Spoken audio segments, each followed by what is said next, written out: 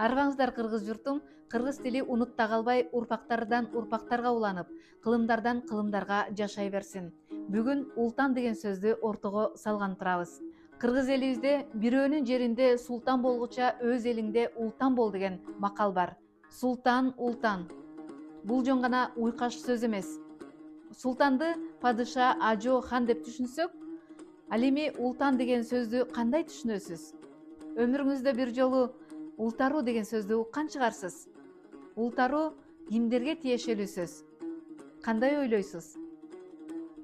Ооба, өтүкчүгө. Өтүкчү өтүктү ултарат. Бул жерде өтүктүн таманы ултарылып жатат.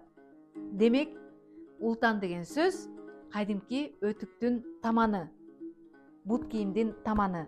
Бирөөнүн жеринде султан болгуча өз элимден кагылып кетейин дегенди билдирет. Өз элимден, кыргыз элим